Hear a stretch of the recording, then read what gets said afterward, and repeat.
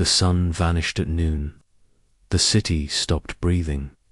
Over Varith, a shape slid across the sky wide like a sea, long like a mountain chain. It did not roar, it did not burn. It simply arrived, light dimmed. Birds dipped and wheeled and went, quiet. Street vendors looked up with hands over their eyes. Traffic slowed. For a heartbeat, the whole city felt like a held breath. Sira stood on the spaceport roof in her green vest. She was a traffic marshal. Her job was simple. Point the little ships to safe lanes, keep the big ships apart, and write polite warnings when pilots got brave. She knew freighters and storm barges and iron-bellied war cruisers. She had never seen this. At first she thought it was a storm front, a dark wall rolling in from the high plateau. Then the edges told her the truth.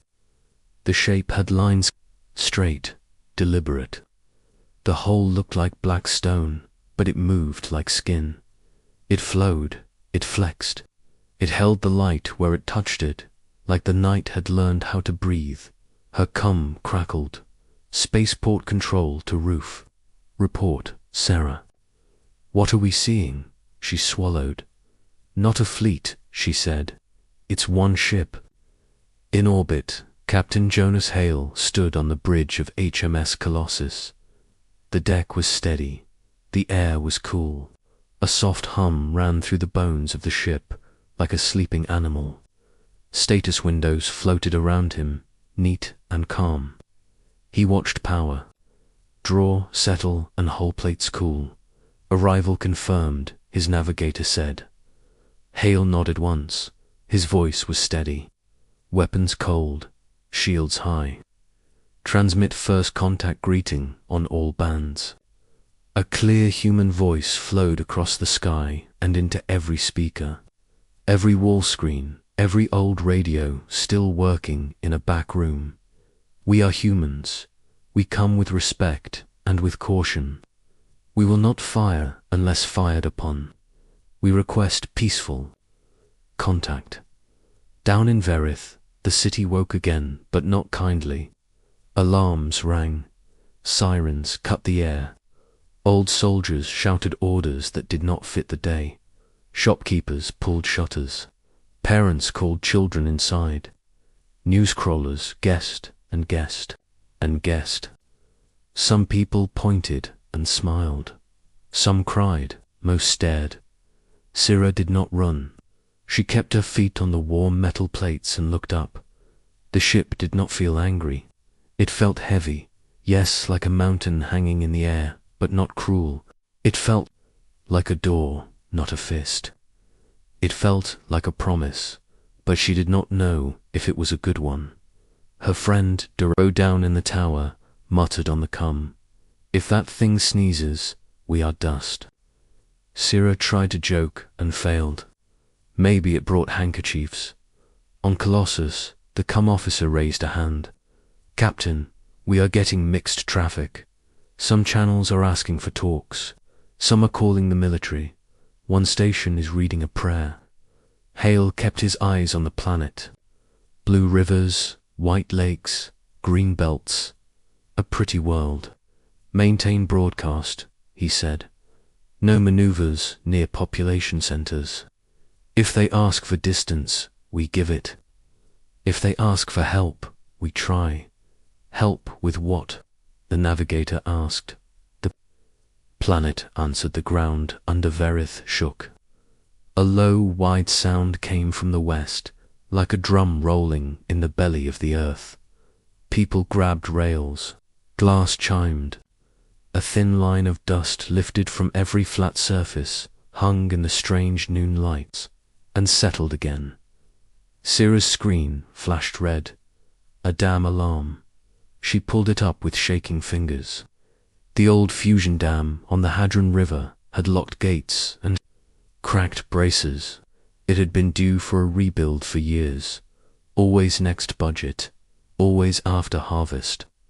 Now the river was angry and the metal was tired. The spillway was stuck. If the braces failed, The water would run free in 3 towns. In the low valley would drown. Colossus, the comm officer said, voice tight, we are receiving open emergency calls. Local authorities say they cannot reach the gatehouse. Bridges are closed. Workers are still inside. Hale did not look away from the planet. He already knew what he would say. Navigation, give me a solution with minimal atmospheric stress. Engineering, prepare the lattice. No thermal bloom over cities. Keep weapons cold. We are not here to show teeth. The giant ship moved. It did not roll like a jet or tip like a boat. It slid. The motion was clean and patient, like a shadow changing shape. A hatch opened on its belly. Light woke inside the dark. Sierra saw it bloom. A curved wall of bright points unfolded under the ship, millions of dots. Each a tiny engine, each a tiny shield. They joined hands in the air and became a net as wide as a valley. The river hit the net. Water rose and frothed and boiled. But the bright wall held. It bowed inward like glass that refused to break. Spray leapt up and turned to mist. Rain fell, where rain had no business falling. The line of water turned from wild to still, from chaos to shape. It piled up like a blue hill behind a gate that wasn't there a minute ago. In Verith, 1,000 mouths opened at once. Then 1,000 lungs let go. Sierra realized she had been holding her breath again. She laughed, a small sound that shook in her throat. They saved them, she whispered. They saved them, her cum hissed. Say again, Roof. Nothing, she said, and wiped her eyes with the back of her hand. I'm here. On the bridge of Colossus, Hale watched numbers steady. The lattice drank the river's anger and handed it back as calm. Log action, he said. Humanitarian shield, dam, overflow. No collateral thermal output. He paused, and added, softer, good. Captain, the comm officer said, open channels, praise the action. Some channels accuse us of staging the failure. Some leaders demand we leave orbit at once. The signal is loud and confused. It will stay loud and confused, Hale said. We are big. Big makes noise just by being. Keep our voice calm. Repeat the greeting. Add a line. We can assist with repairs if invited. We will not land without permission. Sent, the officer said. Sierra looked round her roof. The spaceport felt new, even though nothing had changed but the sky. A child on a nearby balcony waved at the ship like it could see her. A food cart owner handed out hot bread without counting coins. A soldier put his rifle down and rubbed his forehead with both hands. Do you think they will ask for talks? Darrow asked. Sierra watched the bright wall hold back a river and thought of old stories about giants. I think they already have, she said. They just used actions instead of words. In a small command room under the Capitol, people argued. Some called the ship a shield. Some called it a threat. A few wanted to fire missiles for safety. A few wanted to send a welcome tea. Most did not know what they wanted, only that the day would never be normal again. On Colossus, a quiet alarm got Hale's attention. It did not blare.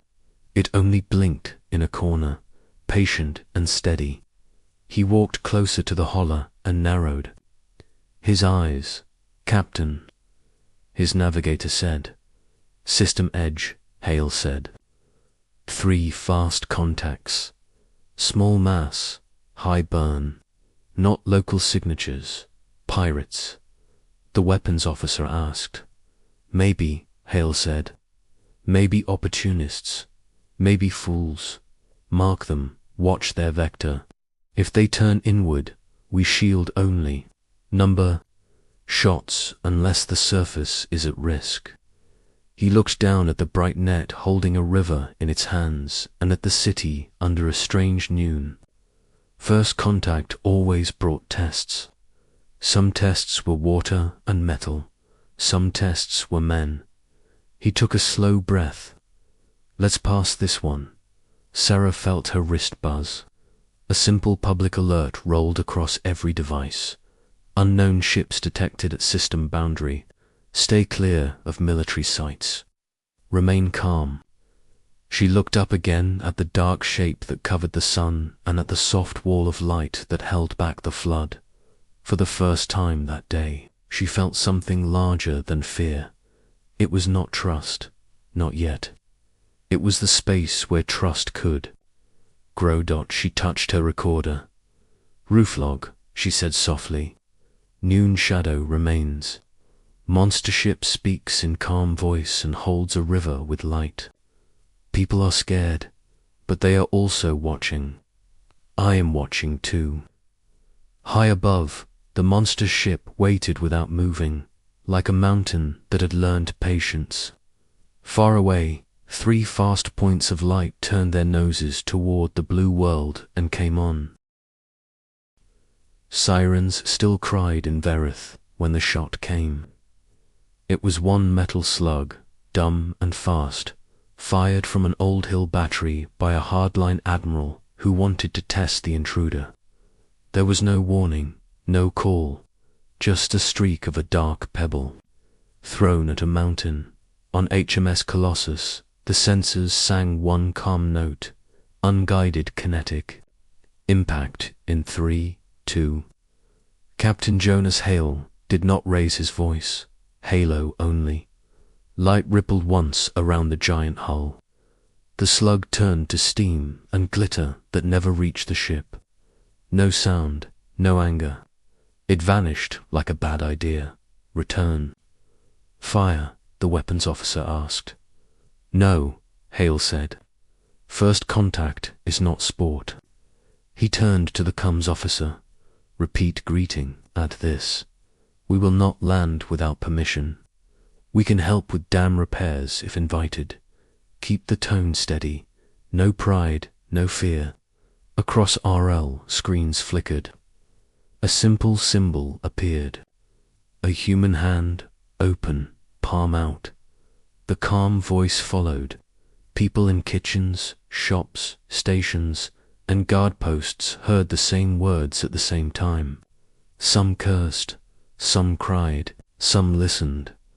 Sarah stood on the spaceport roof, headset crooked, heart thudding. They didn't shoot back, she said to Darrow. Not yet, he said. Maybe they are saving it. She stared at the dark ship holding the river with a bright net. Or maybe they don't want to. In the capital's underground room, officials argued. A few shouted for missiles. A few begged for talks. One minister held his head in his hands and said nothing. Then the Chancellor Erad walked in. He looked tired. He looked calm. Open a wide channel, he told his aide. His words went out to the sky. Human ship, if you are peaceful, prove it again. Help us fix the Hadron Dam. Then we will talk. On Colossus, Hale nodded once. Accepted. Drones only. No soldiers, no weapons. He lowered his eyes for a heartbeat, as if in prayer. Let the work speak. A hatch opened in the belly of the giant. White shapes fell like slow snow. Each one was the size of a man and moved like a bird. They did not roar, they sighed. They were bright, not fierce. They flew to the broken dam, Syrah. Watched them on the big city screen. The drones unfolded arms and tools. Blue sparks danced, not like fire, but like frost. Panels slid into place. Braces grew from wire to beam. The stuck gates shuddered and moved. Water that had been a fist became a hand again. The bright net shrank, then faded. The river took its old path with new strength. Messages filled the feeds. Thank you, leave now, talk to us, never come back. Words clawed over words. A rumor said the humans caused the failure. Another rumor said the humans were angels. Sarah closed the chat window and watched the work instead. The work was real. A new notice scrolled across every screen. Meeting proposed, neutral ground, open. Sky, small teams, no guns. It was signed by Chancellor IRAD. Colossus answered, accepted. Darrow whistled low. They're really going to talk. Sarah's wrist buzzed again. She looked down at the message and blinked. Civilian witness request. Spaceport Marshal Sarah Taven. Reply yes. No. Her mouth went dry. They want me, she said. Say no, Darrow said. Let the big people argue. Sarah thought of the river, the white drones, the calm voice. She thought of the dumb slug turned to glitter. She pressed yes in orbit. Hal stood in front of a small mirror and straightened his plain uniform. No medals, no sword. He looked like a teacher who slept poorly. The door chimed. His first officer, Willa Park, stepped in with a tablet bridge. Reports 3 fast signatures, at the rim, she said. Likely raiders. If they stay out, fine. If they turn in, we shield, Hale said. We do not chase. We do not shoot unless a strike threatens the surface. Willa nodded. We'll see the dome, Captain. They will know you could do more. They will also know we chose less, he said. That matters. He picked up a small case and opened it. Inside was a smooth silver disc the size of a plate. A soft light pulsed at its edge. What is? That, Willa asked. Translator seed, Hale said. Shared lexicon, law texts, basic medicine, maps, and a songbook. It runs on sunlight and goodwill. You really packed a songbook. Words heal, songs help. The shuttle chosen for the meeting was small and clean, with soft lights and lots of windows. It looked harmless on purpose. It glided down toward the old parade field outside the capital. Sarah arrived at the field in a dusty bus with 2 other civilians, a teacher and a farmer. Soldiers had set up a rope line but left their rifles slung. The rope felt silly. The sky felt very large. An aide pressed a tiny white pin into Sarah's hand. Emergency translator, the aide said. Clip it to your collar. Sarah clipped it and felt a gentle warmth at her throat. The human shuttle landed. Its ramp hissed down. 2 humans walked out. One was Captain Hale. The other was a short woman with sharp eyes and a soft step. Willa Park. They stopped at the bottom of the ramp, put their hands where all could see, and bowed their heads. I am Jonas Hale, he said. This is first. Officer Park, we thank you for this chance. Chancellor Irad stepped forward with 2 aides. He wore a plain coat, not armor. A wind tugged at his sleeves. You arrived like a storm, he said. You held back a river. You refused to roar. When challenged, are you shield or threat? Hale held his gaze. We can be either. We aim to be shield. He offered the silver disc with both hands. This is a seed. It shares language, safety rules, and common knowledge. It listens more than it speaks.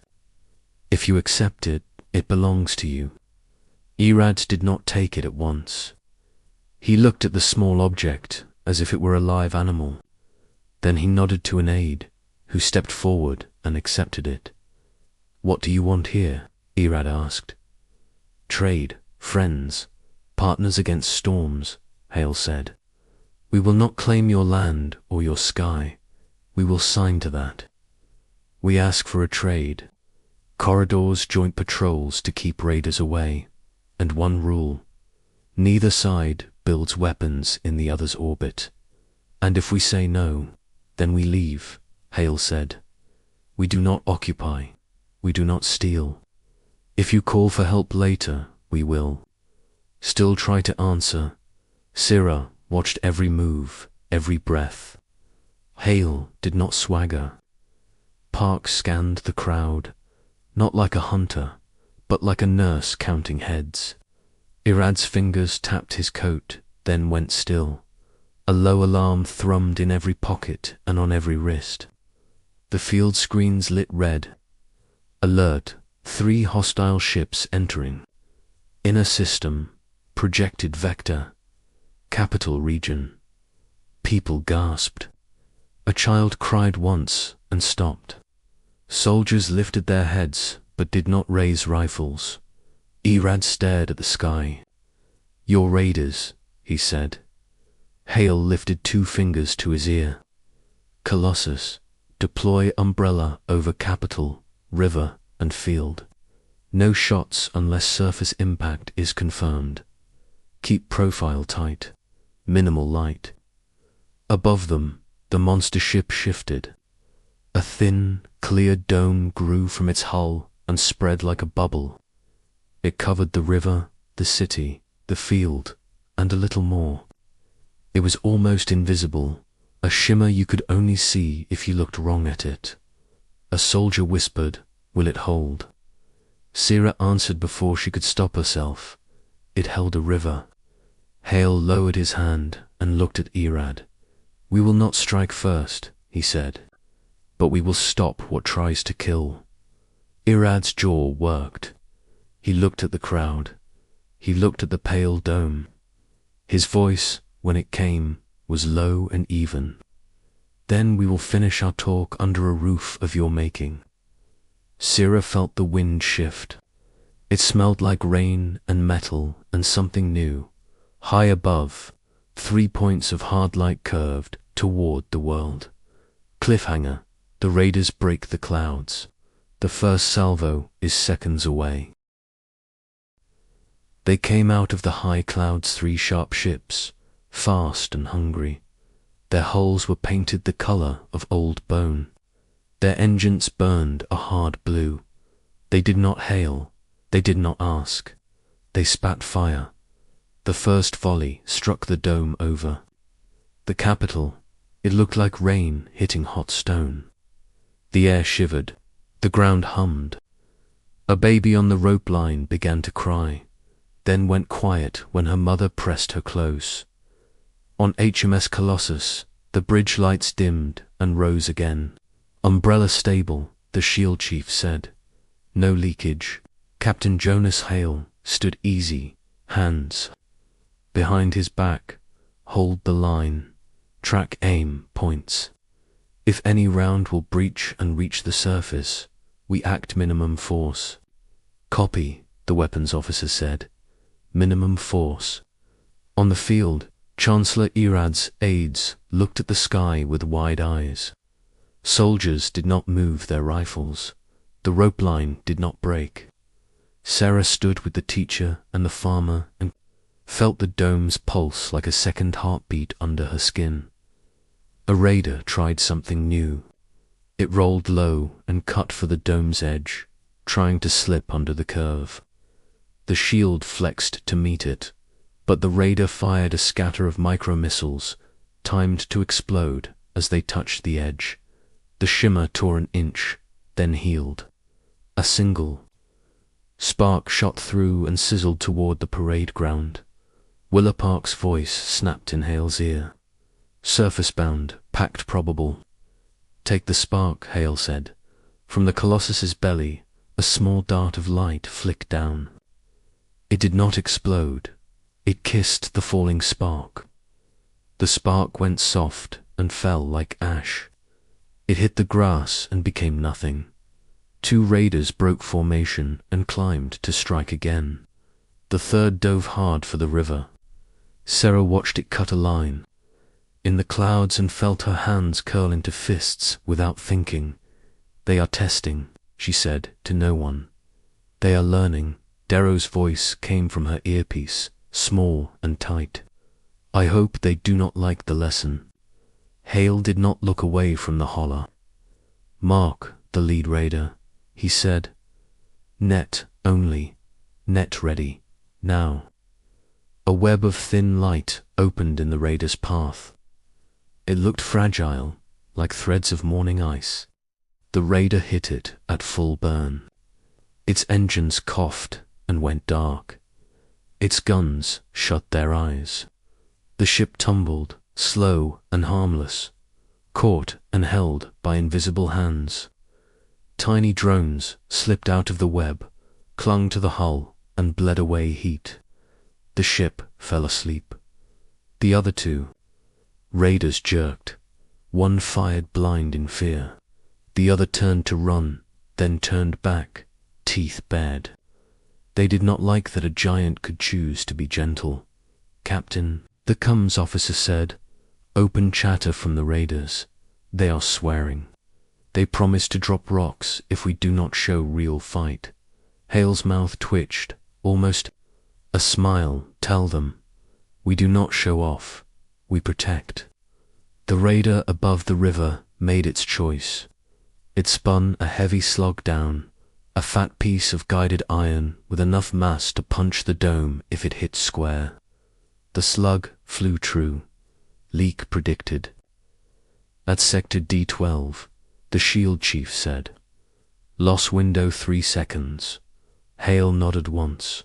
His voice was still soft. One shot cracked the slug. No fragmentation to ground. A spear of clean light lanced out from Colossus. It touched the slug and did a simple thing. It changed the way the metal wanted to be. The slug lost its hunger. It turned to foam and dust. The dust hit the dome and slid away like drifting snow. On the field, you could feel the choice the giant ship made. It did not shout. It did not crush. It only took the sharpness out of a bad thing and let the day move forward. Chancellor, Erad watched the sky as if it were a book he was finally learning how to read. He leaned close to Hal and spoke low. You said you would stop what tries to kill. We will, Hal said. Only as much as needed. Erad glanced at the crowd, then at the cameras. Then finish this with the least teeth you can show, Hale. Touched his ear. Colossus tagged the remaining raider drives. Drain them and let them drift. No hull breaches. Mark their beacons for pickup by local patrols once we're done talking. The 2 raiders hit invisible water. Their engines coughed, then sighed. Their lights went from knife-bright to sleepy. They drifted together like boats caught in the same slow current. Everyone on the field could see them. Now danger turned small and quiet. Silence settled. It wasn't heavy. It was clean. The dome thinned and pulled back into the sky. The sun came through again, pale at first, then warm. Somewhere in the city, a bell rang 12 times, slow and sure, as if to tell the day it could start over. Chancellor. Erad stepped forward so the cameras could frame him with the human captain and the blue of the sky. Today, he said, voice carrying clear, we stood under a roof we did not build. It did not crush us, it kept us dry. He turned to Hale. You arrive like a monster. You behave like a guardian. I do not yet know which story will be true. 10 years from now, but I know what you did in 10 minutes. Hale inclined his head. We prefer the work to speak first. Erad spread his hands, then let our work speak to faced the cameras. I propose first steps, a safe trade corridor to one high-orbit dock, a joint clinic staffed by both sides, language classes for any citizen, joint patrols on our trade lanes, and a rule-written plane neither side puts weapons in the others. Sky, he looked at Hale again. Will you sign this as a promise, not a trap? Yes, Hale said, and we add one tool to keep us honest. He touched a control on his wrist. From Colossus, a narrow column of soft light dropped to the field and stopped a foot above the grass. It was not bright enough to hurt. It was bright enough to be seen from every window in Verith. It ran straight as a dropped plumb line from the ship to the ground. This is a safe line, Hale said. Any one farmer, soldier, minister, child who stands inside this line during talks is under our protection. No one may seize them. No one may strike them. Any attack across this line will be stopped, fast, and only as much as needed. The line is a promise you can touch. The rope line rippled. People leaned forward without meaning to, even the soldiers. Boots edged an inch dot. Syrah did not plan to move. Her feet moved anyway. She stepped out from the rope and walked into the light. It felt like morning sun through a clear window after rain warm. Not hot, steady, not loud. She looked up at the black hole and felt the strange tight knot in her chest loosened by one small turn. A murmur spread across the crowd. Not fear, not anger. It sounded like the first breath after a long dive. The teacher beside Sarah stepped into the light too, then the farmer, then two soldiers with careful eyes, then a child whose mother stood with her, both hands holding both small shoulders. The column of light did not waver. It made no sound. It gave no orders. It only kept its promise. On the bridge of Colossus, monitors showed the line from a dozen angles. Hale watched as Dot's people stepped in and stood. He let out a breath he had not known he was keeping. Log, he said quietly. Engagement. Concluded with 0 casualties. Raider craft disabled, marked for local retrieval. Umbrella held. Safe line established. Willa Park smiled with one side of her mouth. And the songbook. Hale nodded toward the silver disc now resting in Irad's aide's hands. Let it sing when they are ready. Chancellor Irad raised both arms. Let it be written, he said. We will meet again at first light to place the first signatures. He lowered his arms and did a small human thing. He stepped into the light as well. Cameras caught it. The image would live on every screen before night fell. Syrah stood in the glow and lifted her recorder. Her voice shook, but the words were clear. Roof log, field edition, she said softly. The monster ship made a line of light. People stepped in. Nothing bad happened. Maybe something good started. Above her, the giant did what good giants do when the work of the minute is done. It did not crow. It did not circle the city in pride. It simply moved a little farther from the sun, so the day on the ground could be brighter.